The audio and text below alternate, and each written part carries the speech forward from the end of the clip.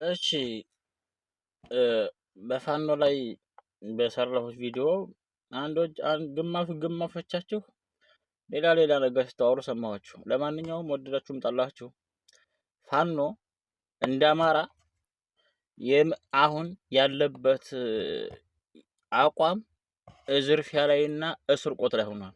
ይወድላችሁ ፋኖ እኮ ሸዋ ያለን ያሰግር ፋኖና የመከታው ፋኖ እኔ አሰግር ፋኖ የሌኩና የክፍለ ጦር የዘመቻ መምሪያ ሁኜ 2016 ሰኔ ላይ ምናልባት የሸዋ ልጆች ካላችሁ አካዲ፣ ሸበቶ፣ አርብ ገበያ እነዚህ ቦታ ላይ ፋኖ ለፋኖ በአንድ ቀን 20 ልጆችን ገብረናል። 20 ልጆች ሙተዋል። ባንዴ ከመከላከያ ጋር ሲዋጉ እንዳይመስልህ ከፋኖ ጋር ነው።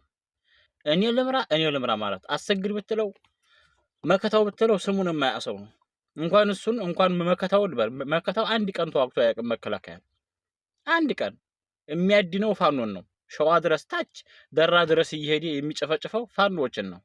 ሁለተኛ የዘመቻ መምሪያ በሆንኩበት ሰዓት ላይ ምሬው ወዳጆ ጋር ሄደን ነበረ። የራያ ለውይይት ለስብሰባ እንዲሄር ዞብል የሚባል ተራራ ላይ ነው ያለው። ቆቦ እንኳን አይገባም። ዞብል ተራራ ላይ ሆኖ ምሬ ወዳጆ አጃቢው ስንት እንደው ታውቃላችሁ? 34 አጃቢ አለው። 34 አጃቢ እንዴ! የእንትና ማን የአብይ ጀርናሎች እኮ ሁለት ናቸው አጃቢዎቻቸው፣ ሁለት አንድ። ምሬ ወዳጆ ግን 34 አጃቢ አለው። 34 አጃቢ አለው። ያውም ይሄ ታጠገቡ የማይለይ ነው። ተመልከታችሁ። ሁለተኛ ፋኖ ትግሉን በጭራሽ አያሸንፍም። የማያሸንፍበት መዋጋት የማይችል መስሎ ተሆነ ተሳስተሃል። የአመራር ችግር አለ። አመራሮቹ የተማሩ አይደሉም። የተማረ አይወዱም። መሀይሞች ስለሆኑ የተማረ አይወዱም። የተማረ ከመጣባቸው ያንን በ34 በ40 አጃቢ የሚሄዱትን ያስቀርብናል ይላሉ። ሁለተኛ ደግሞ የፋኖ አመራሮች ወደ 4 ኪሎ እንደማይሄዱ እርግጠኛ ናቸው። ለምን? አልተማሩማ። ስላልተማሩ መቼም ያልተማረ አገር አይመራም። በአሁኑ በ21ኛው ክፍለ ዘመን ይሄን ስላልተማሩ እነሱ ተዛችሁ ተቀይ መሄድ አይፈልጉም። እንዴ የሸዋ ፋኖ እኮ ወሎ ራያ ስንገባ አስፈቅደን ነው የምንገባው፣ ግዛቴን አስፈቅዳችሁ ነው የምገቡት ነው የሚለው እኮ ምሬ ወዳጆ የሚባል ደደብ ሰውዬ። መከታው ሸዋን እኔ ልምራ ይላል። አሰግድ እኔ ልምራ ይላል። ጎጃም ዘመነ እኔ ልምራ ይላል። ያ ጭገራም ሽማግሌ የጎንደሩ እኔ ልምራ ይላል። ሁሉም ያልተማሩ የመሀይም ስብስብ ነው እንጂ ፋኖ መዋጋት አቅቶት አይደለም፣ ይዋጋል።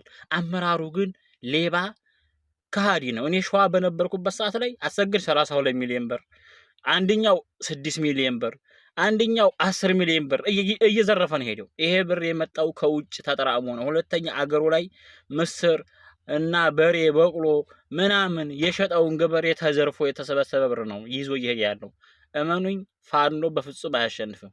አንደኛ በሃይማኖት የተተበተበ ነው።